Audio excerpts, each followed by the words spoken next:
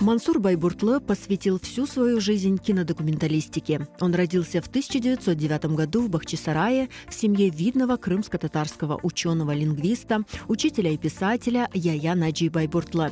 Первые творческие шаги будущий кинооператор делал в газетах Крыма в качестве фотокорреспондента. Он занимался фотографией, он любил фотографию.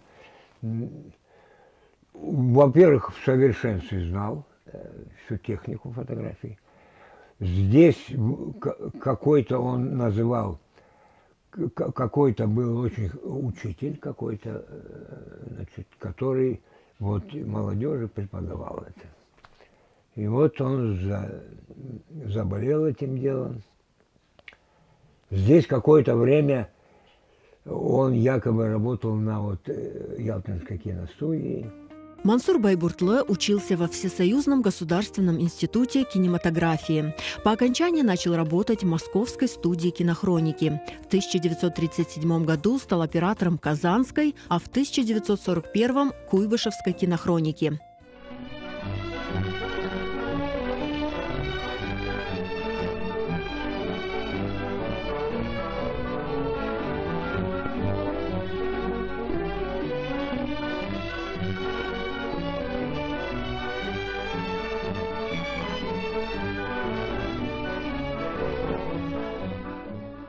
В 1943 году, за год до депортации его народа из родного Крыма, Мансура призвали на фронт. В 1943-м он ушел и попал в 4-й Украинский фронт. Там он воевал. Снял несколько фильмов, получил награды. С самых первых минут объявления войны и до самого окончания Мансур Байбуртлы не расставался с камерой, пройдя с ней самыми жаркими дорогами сражений. Кинокадры, снятые им, вошли в ряд фильмов о войне. Десятки тысяч метров снятой им кинопленки стали бесценными историческими материалами. Товарищ Барбутлы работал на фронте кинооператором и военным корреспондентом с 1943 года в армиях 18-й, 38-й и в 1-й гвардейской. Создал много ценных кинодокументов о Великой Отечественной войне и ее героях. Снимал в районе Карпат, был вместе с кинооператором товарищем Каспием непосредственно на поле боя, проявил храбрость и отвагу, снимая боевой высококачественный документальный материал, который принят Москвой с оценкой «Отлично», премирован кинокомитетом. Из наградного листа оператора Барбутлы. «Военная хроника» — это вам не художественный фильм, писал Сущинский.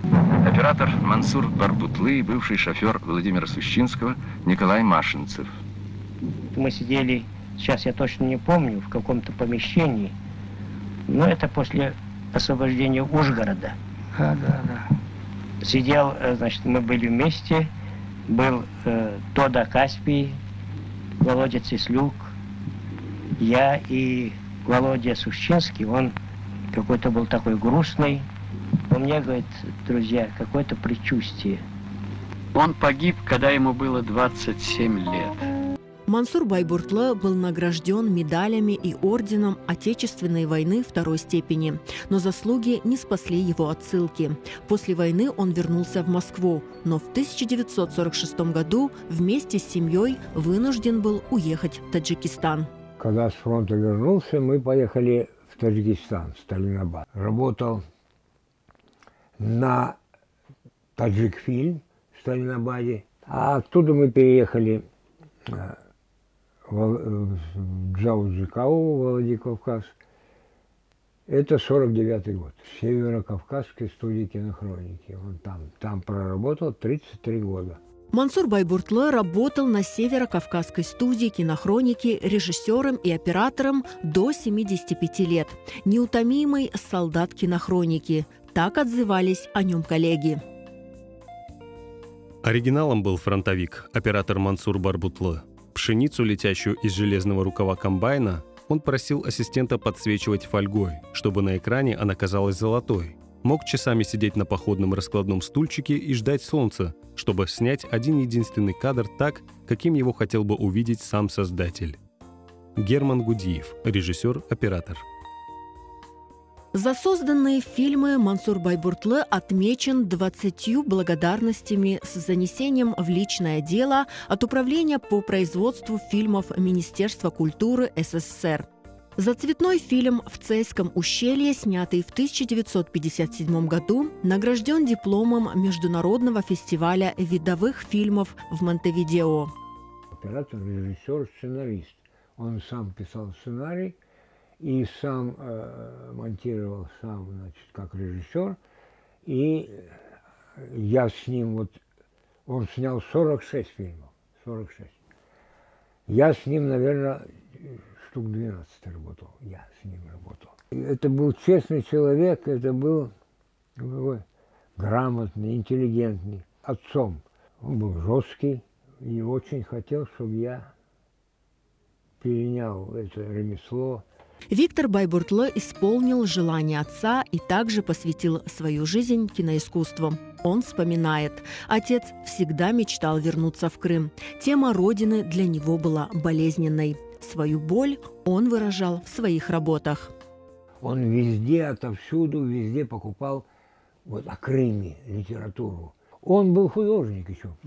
Помимо всего, он еще, значит, писал картины. У него все картины дома написаны им. Все Крым. Горы, море, все о Крыме. Вот все картины, он акварели писал. Все картины, вот он не ходил, не кричал всем: я люблю Крым. Он такой не занял. Он в себе рисовал эти картины и сам с собой, видно, он выражал любовь вот в эти картины. Умер Мансур Байбуртлы в 1992 году в Пятигорске.